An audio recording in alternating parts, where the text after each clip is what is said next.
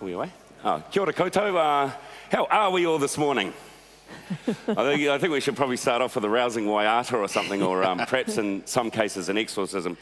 I'm Ross Pennington, and it's my great pleasure to introduce my panel, Ngarimu, Leonie, and Steve. I'm just going to get them just for a moment to tell you a little bit about themselves and how they fit into the housing and infrastructure ecosystem.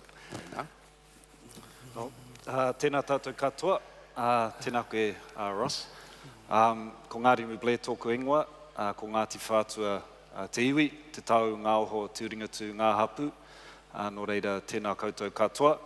I'm of Ngāti Whātua descent, and we used to be pretty good at housing. We had 5,000 of us living on Maunga Kieke at one time, so we kind of invented medium density housing, but we seem to have lost our way a bit over the last about 180 years, where many of our people don't have homes to call their own anymore. So my background has been working for my iwi here in Ōrākei, growing up in the South Kaipara as well, on our maraes, and in recent years at our papakainga at Ōrākei. And we're very committed to try to increase the housing stock for our people. As we all know, as you all know, the well-being that can be improved through living in a safe, warm house and owning one as well. So, yeah, that's most of my drive. I'm also a director at Kāinga Ora, a new director the last 9 or so months. So, yeah, very privileged to be able to contribute there also. Kia ora. Leonie, my boxing buddy with Monty Beetham, tell us a bit about yourself. So I won't talk about boxing, but kia ora everyone. My name's Leonie Freeman. I'm currently the Chief Executive of the Property Council of New Zealand. I've had that role for the last 2 years, but prior to that I have been doing a huge amount in housing. I've spent my whole career in property, done just about every part of it across commercial and residential. But about 4 years ago I launched an initiative called the Homepage.nz, which was designed to provide a housing solution for Auckland, and have spent a lot of time both working within public sector and private sector on how we actually solve this. So I've got a real passion for housing. I think it's one of the big issues facing the country, and if I'm really honest, I'm tired of talking about it. I'd like to see a lot more action. Yeah, for sure. So Steve's our diversity, being Australian. Do you want to rip into it? Thank you. Steve Evans, I'm the Chief Executive of Fletcher Buildings Residential and Development business. We are the biggest probably developer and certainly the biggest house builder in Auckland. And we've taken this business on a journey over the last 5 or 10 years that has been about providing more of the communities rather than the houses, working with Māori, working with various partners, including government, to create great places where people want to live. And I think the challenge that we've got moving forward is how do we make more of that? How do we develop more homes, but also more communities? So really looking forward to having a good discussion. Yeah, okay. Thanks, Steve. Thanks, everyone. For my part, Ross Pennington, I'm a sort of a lawyer. I've been helping Auckland, I suppose in terms of this space, I've been helping Auckland Council out to find a way out of obviously the balance sheet constraints and get infrastructure funded and financed. Obviously, because mentions of COVID are obligatory, it sort of goes without saying that they haven't made that task any easier or less pressing. So I completely agree with Leonie. Let's sort of get to that doing thing. Obviously, we haven't got any shovels this morning, so we're going to have to do a bit of yakking first. So I think we talked about this in our brief discussions when getting this panel running, and we thought the best way to get into this topic, especially because you guys have heard a lot of detail over the last few days, was to sort of start with 2 big questions. So the first one is, I'll just by way of introduction to the first one, a Google search on New Zealand housing crisis yields 17,300,000 results. So we won't have probably much time to get to that this morning, but the term crisis, I think, started to be used in around about 2003.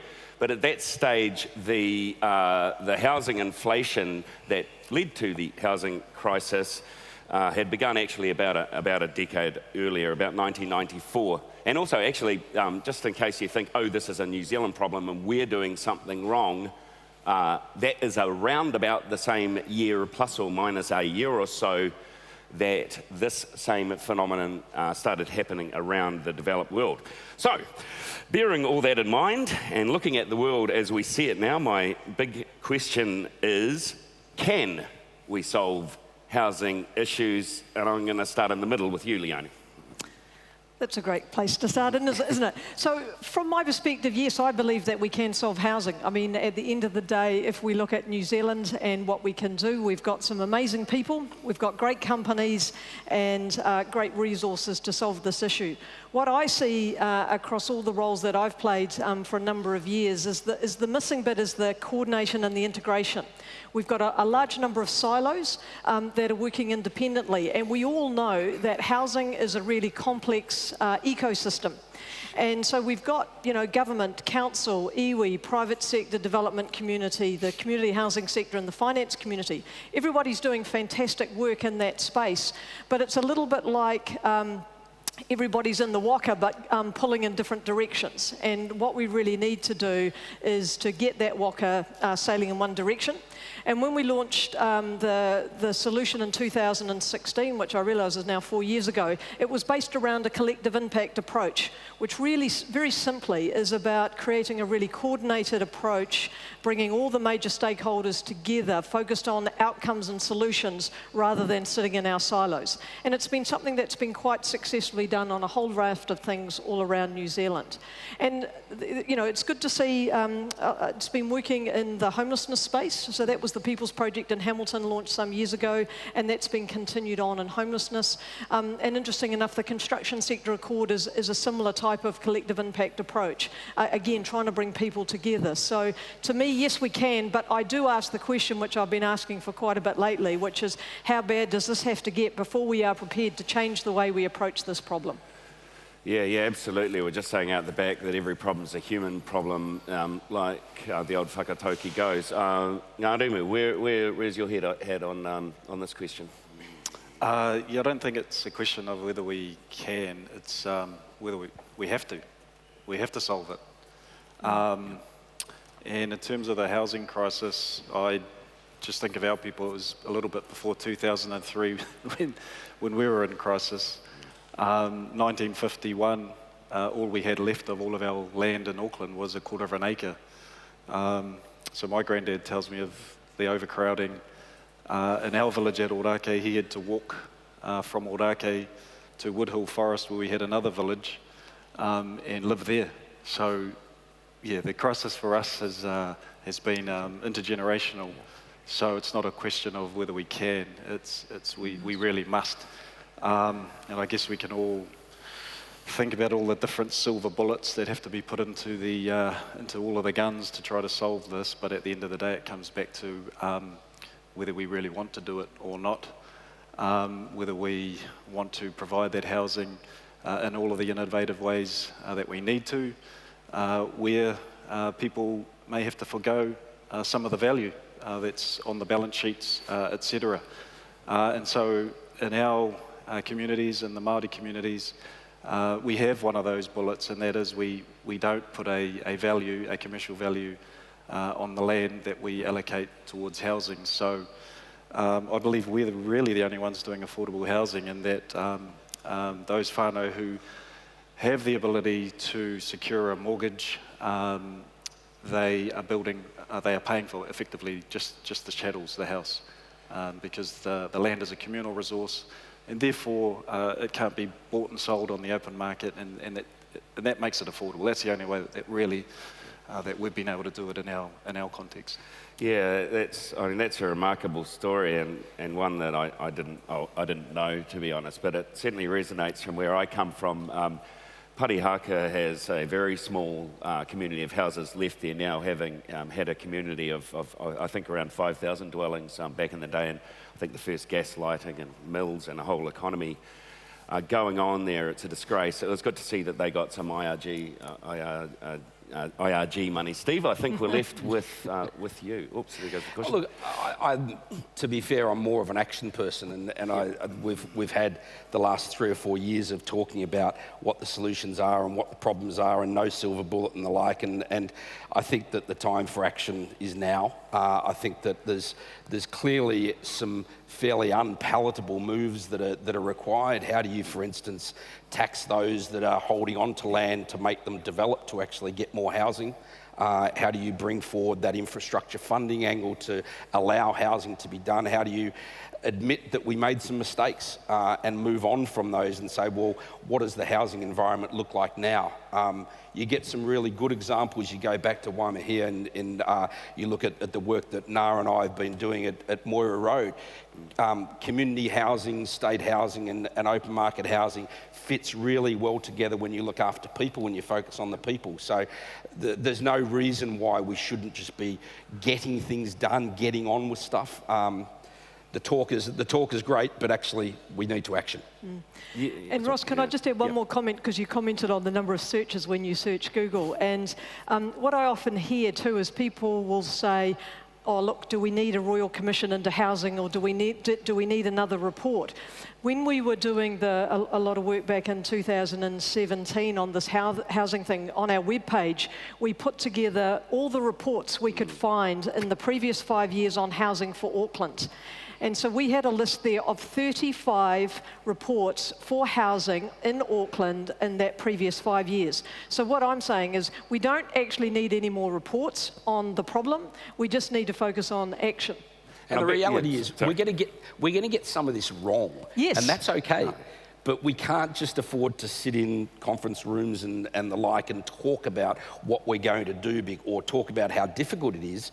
We've just got to get stuff done. Yeah, and I think part of it is a little bit of a culture shift, and I'm sure Steve will agree too, because part of, and I think this is a real challenge for the public sector people, where they actually can't be seen to fail because the media are pretty visceral.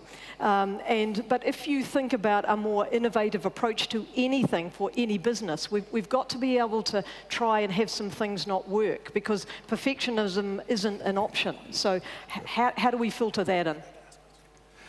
Yeah. I mean, it's just going back to Steve's comment. It's the tax thing is hard.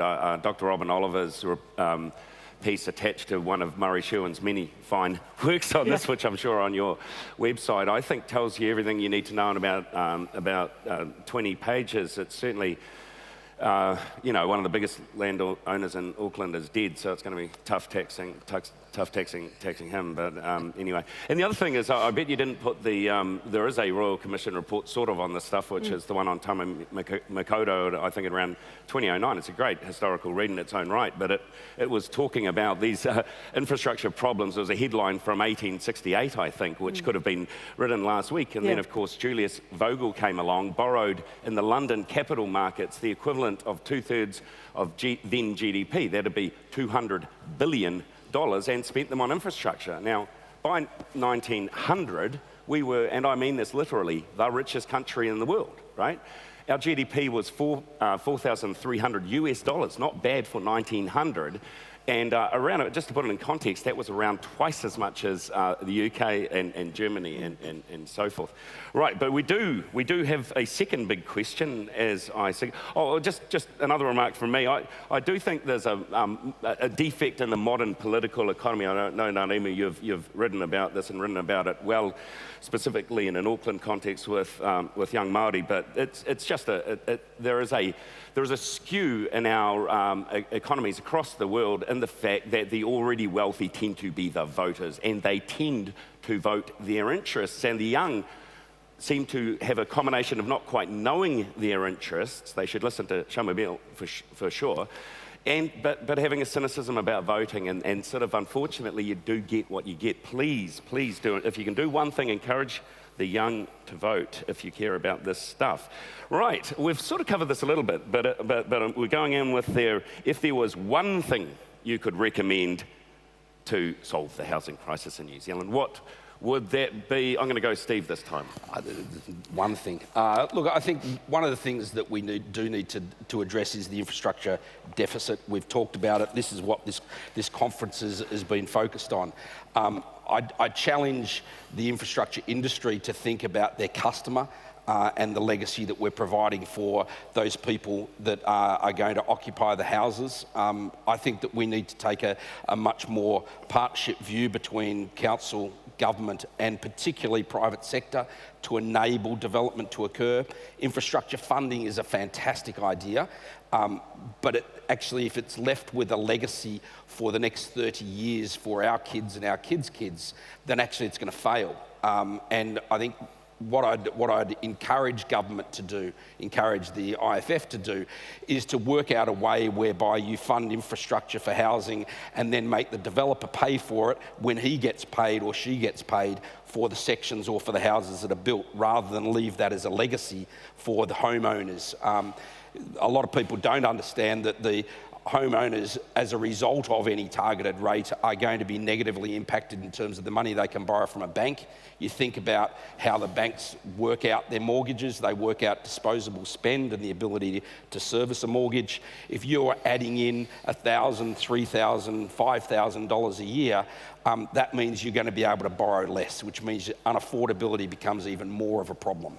Or affordability becomes more of a problem. So what I'd suggest more than anything is let's get real. Let's talk about what are actual solutions that the development and house building industry that the customers can value and get on with doing things. I think we'll go, Ngarimu, with you.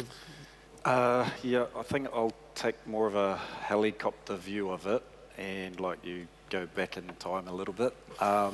So Māori procurement, social procurement, there's a lot of talk of it out there. How do we do it? Big companies coming to iwi saying, what does it mean? Help us. And to be honest, iwi are trying to work it out as well.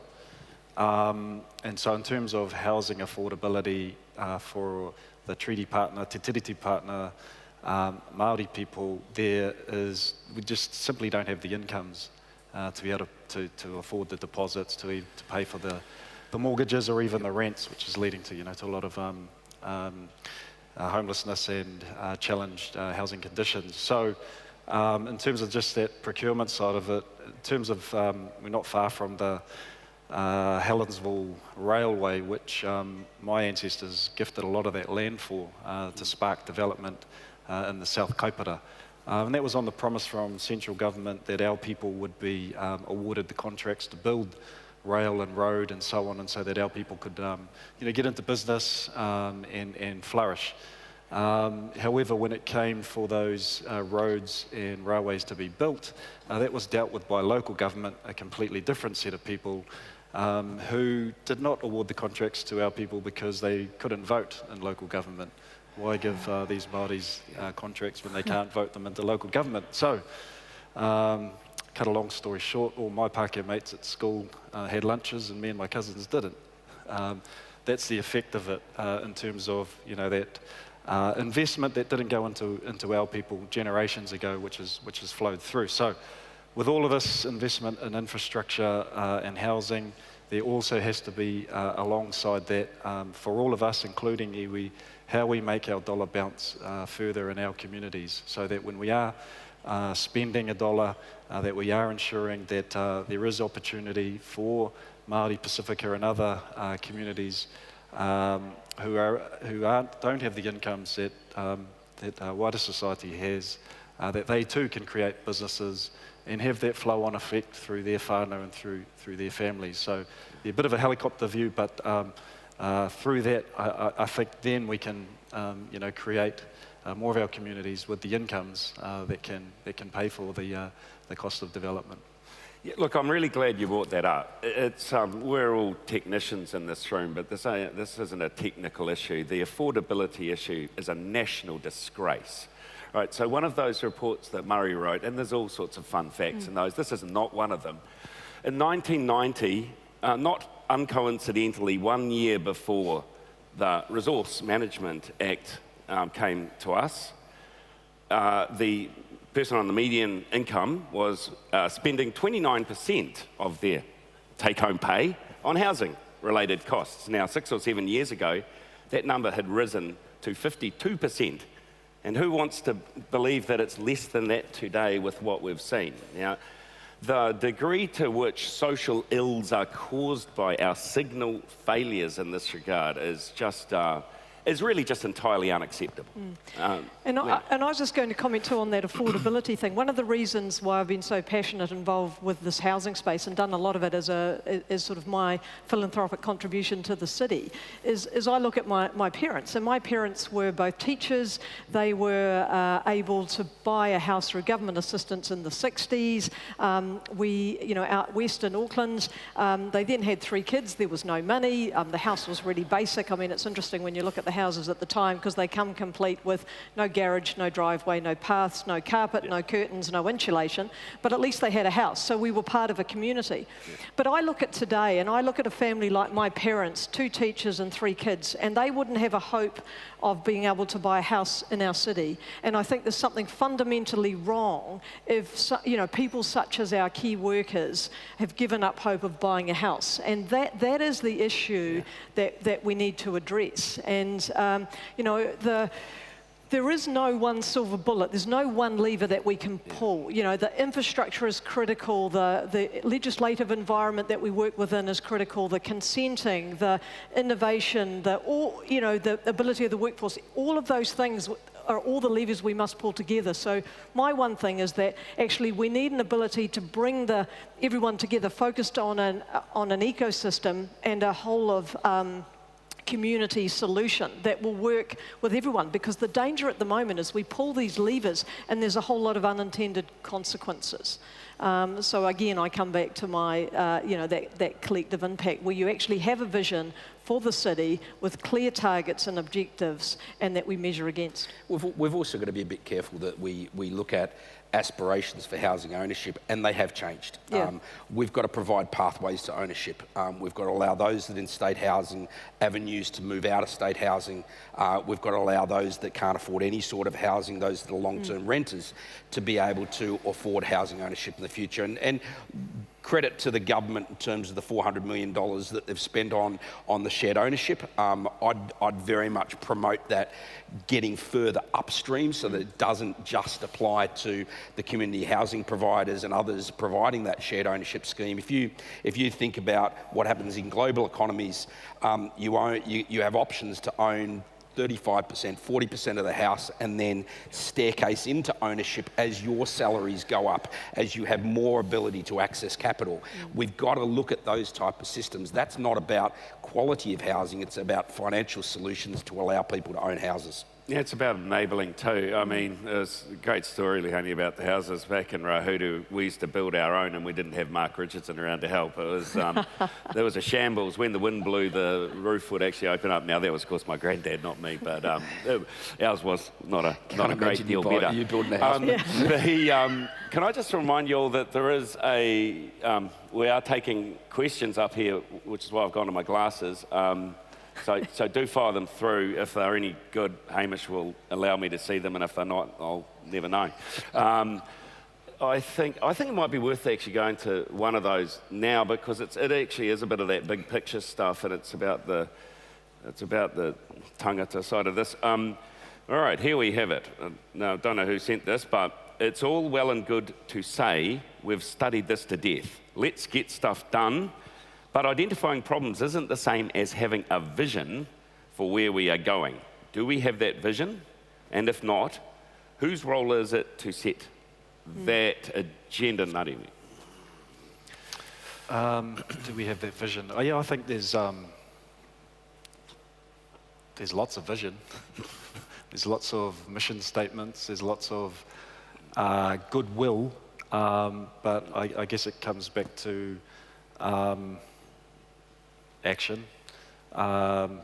Disclaimer, I own one house, although my family owns thousands of acres and property, but there's about 30,000 in my family. So I guess it comes back to values as a society. Are we really wanting to provide access to housing for everyone, or do we want to increase and improve our material wealth personally. So, and that's really hard because I'm looking at interest rates now, and have you got anything to sell at the moment, Steve?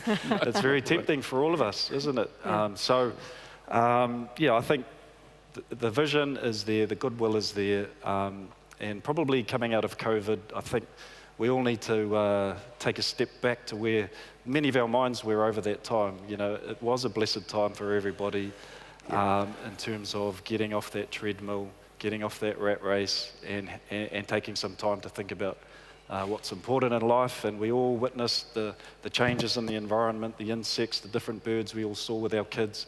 We saw our kids as well. And I think, we just need to take our minds back to moments like that and think and reevaluate what's important in our life and make some changes. Yeah, it's funny, one with the houses. I bought my first house 10 years ago at the age of 40, which tells you how old I am. And you know, it's hard to believe in this stuff if you're a rational person because, I guess it's gone up, right? Probably a lot, I don't know. But I've got 4 kids, so do I feel rich or do I feel poor? If you divide you see what I'm saying? Yeah, look, I think come back to the vision. I pick a geography and let's pick Drury because it's a great one. A vision for Drury is about having employment areas, active and passive recreation areas, industrial, retail and housing all next to each other so that people don't need to travel, that you can create a new community that means that people don't need to hop on the southern walkway known as State Highway 1 to move up north. That's what the vision should be. It's actually not about just continuing to expand the urban sprawl. We've got to be cognizant that our duties as developers, as people, as infrastructure providers, is to allow that community to form, to permit it to occur, to encourage it to occur, so that you can have time out in the areas of the harbours. You can go for walks. You can walk to go to the supermarket. You can ride a bike to go to work. Those kind of things. And there are people that have that vision, and we've got to encourage it and we've got to allow it to occur. And I think when I look at the vision, there is a raft of visions that are around. But the one thing I think that we haven't seen is a coordinated vision and also some clear targets. So again, the work that I did, we just put up a straw man vision and some targets. So the vision was about housing being at the heart of creating thriving communities. But we then took the next step forward as just a straw man to say, okay, so what does that look like? And we said, all right, we wanted to see, and this was just for Auckland as the starting point, but it was 15,000 houses every year built, half of which are affordable. That home ownership, our target was to get to 65% home ownership rates, including Māori and Pacifica. That we had targets for existing housing quality, so that we brought 95% of all the existing housing to a standard of warm, safe and dry. That we ended homelessness in the city. That that we had a strong community that supported the rental thing. So what we were trying to show was that we haven't got a really clearly articulated next step that we're all in behind and saying, okay, if that's the vision and they're the targets, then what do we actually need to do to achieve those? And that's what I do think we need to get there. And then the question the person asked was, well, who sets that? So, that is the difficult one, because at the moment we've got no ability to have everyone together to say that is what we want. And it's not just something the council does or the government does. But to me, this is where we've got to bring all the sectors together to say, okay, and that includes, all of the property sector and all our roles and abilities to say, are we prepared to sign up to that? And then once we're signed up, how do we deliver on it? Because there is a heap of stuff going on. I mean, we see a lot of negative stuff in the media, but what I also see, as I'm sure the other guys do too, is that there is amazing stuff going on. There's amazing programs and projects and all sorts of things going right throughout the country around housing. There's some amazing innovation, but again, we've just got that challenge of how do we get it coordinated and how do we remove some of the blockages and barriers. Yeah, for sure. There's got to be a connection between the vision and the doing. I mean, because although we're talking about vision and stuff, we're also talking about pipes in the ground, concrete and money and, you know, and stuff like that. I mean, I sort of come at it from the contracting side, and lawyers have rightly made themselves unpopular in this space by thinking that a good contract is a long contract. And, you know, I just think we have to tear up a lot of playbooks here, really. You know, the way, you know, these things involve, you know, time and coordination and aligning incentives through that and holding maybe some hostages so that keep people on the right track. It also involves humans, right? There's no point sort of creating an elaborate PPP and then the people who know about it, you know, sort of dump and run, job done, onto my next transaction, or that sort of, you know, transactional approach. And the way the economists think about these contracts, especially Oliver Hart, who got a Nobel Prize for this thought, came in 6 pages, by the way, just showing you can do good things in small bites, is that they're incomplete contracts and leading to that sort of those notions of just thinking about the contract in a different way. Not a bit of paper, it's got to live within the people in the transaction. And look, there's a lot of work that the Construction Industry Court is doing on this specifically to look at where is risk best placed for those that are able to manage it. We've all gone through the cycles of boom and bust, and that usually corresponds to either the client saying, I've got the power, therefore I'm going to put all the responsibility back onto the contractor, or in a busy environment, the contractor saying, I can afford to set the terms and I'm going to put that all back to the client. So risk allocation. Industry Accord, right? Positive moves in terms of how that risk allocation is done, how we manage it better. Because, I mean, the things that we all need to realise, we are a little village. We are all going to know each other. We're all going to do business with each other again, and we've got to think about this in the longer term. And this was where Kāinga Ora's got a role as a government entity, and it is playing a role in terms of providing some of that, and Steve might disagree with this, but providing some of that backing, underwrites and so on, to give confidence to banks, to developers, just to smooth out some of those, the lumpiness in the construction sector. So Kāinga Ora's got a role to play in that. It's developed a partnership model, and again, most people probably wouldn't have associated that word partnership with the old Housing New Zealand Corporation, but you know, that is a directive of, to be fair, the last government and the incoming government to change the culture, to partner better with community, with iwi, with the development sector, and with the construction sector as well. So. That's a part that Kāinga Ora can play.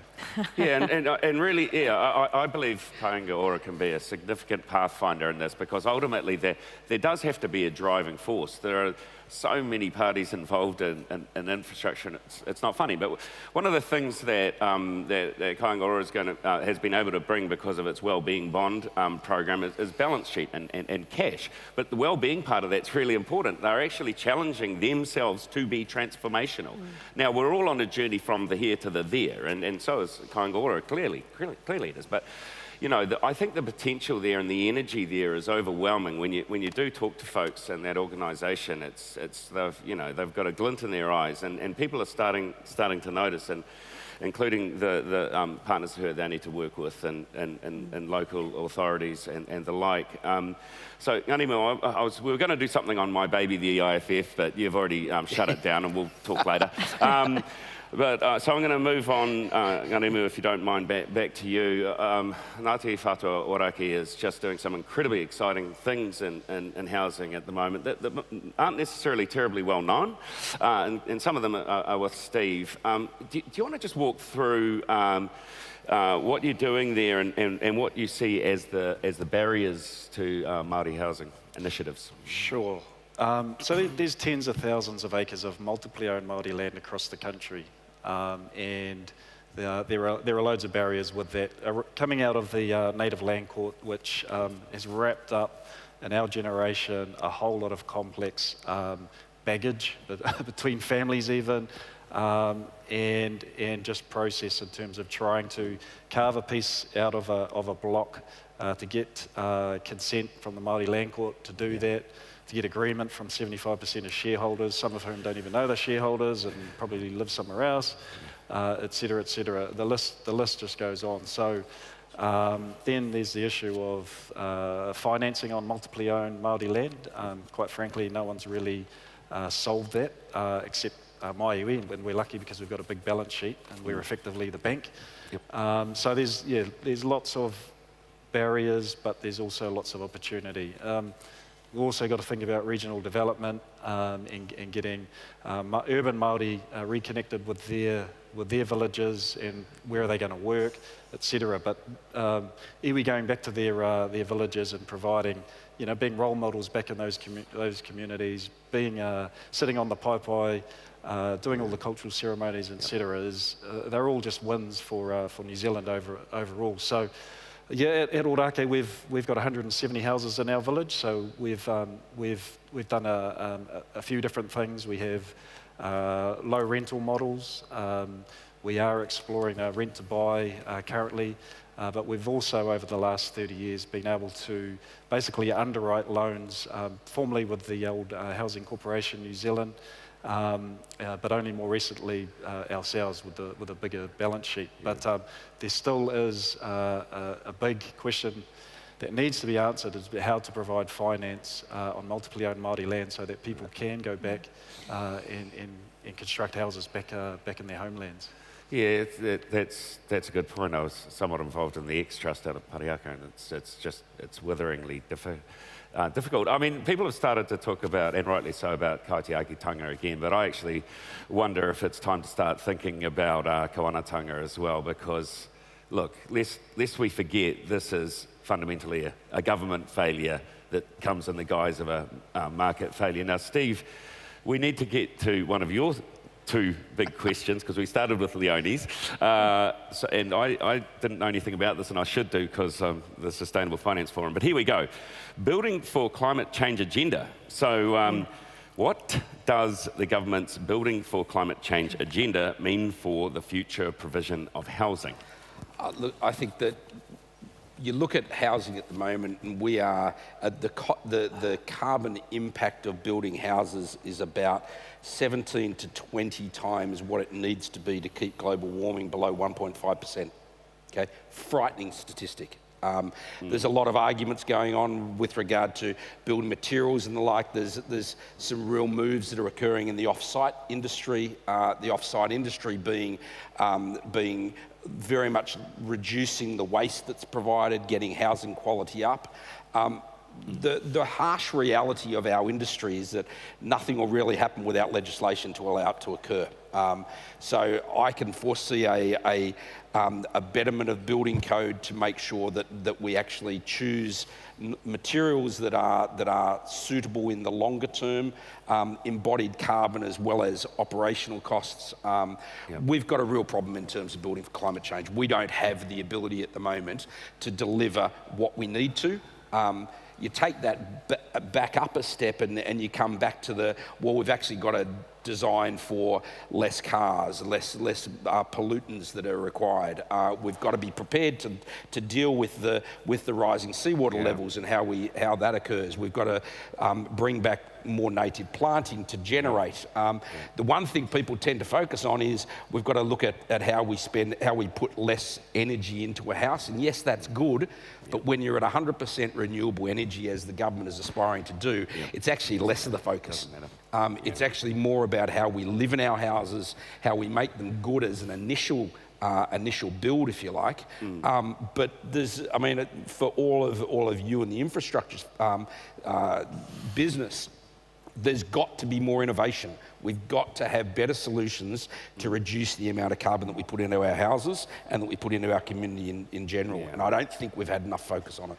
We all need to read the NCCRA. I mean, that's been mentioned a couple of times, but please do. This is coming at us like a freight train.